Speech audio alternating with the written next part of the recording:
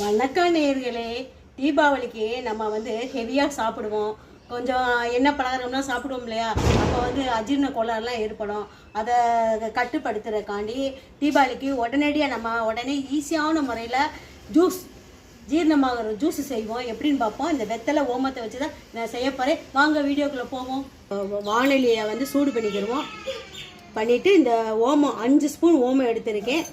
5 spoon ஓமம் ஒரு 5 நபருக்கு ஓமம் 5 ஸ்பூன். ஏன் நம்ம வறுத்து செய்கிறோம்னா நம்ம அதை ஜூஸாக குடிக்கிறப்போ நல்ல ஒரு வாசமாக இருக்கும். அதுக்காண்டி தான். கிளேவியம்மெல்லாம் கொடுத்தோம்னா பிள்ளைங்கள்லாம் சாப்பிடாதுங்கள்ல. வறுத்த ஓமத்தை மிக்ஸி ஜாரில் போடுவோம். எடுத்திருக்கேன்.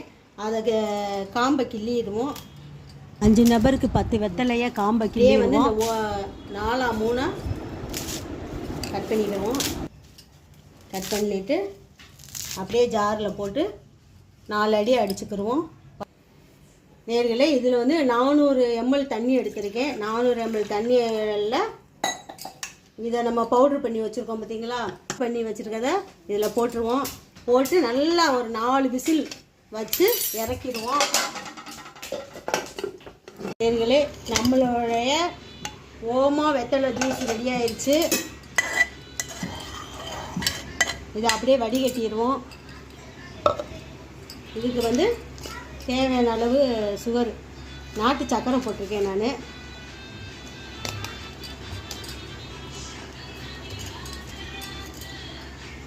இதை அப்படியே வடிகட்டிக்கிடுவோம்.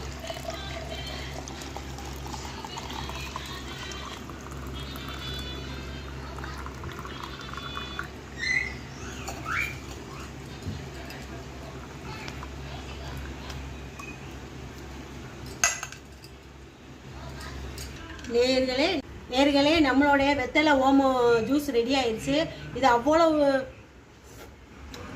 டேஸ்ட்டாக இருக்குது நேர்களே. இதை சின்னவங்க பெரியவங்க வரைக்கும் நாளைக்கு நம்ம தீபாவளிக்கு என்ன செஞ்சிருமா, காலையில் இதே மெத்தடில் நீங்களும் செஞ்சுருங்க. செஞ்ச ஆளுக்கு ஒரு அரை டம்ளர் குடிச்சிருங்க. காலையில் நைட்டுக்கு மட்டும் குடித்தா போதும். அவ்வளோ ஜீரணமாகும். நமக்கு செவனப்பெல்லாம் தேவையில்லை. வீட்டில் எளிமையான முறையில் நம்மளே தயார் பண்ணிக்கலாம்.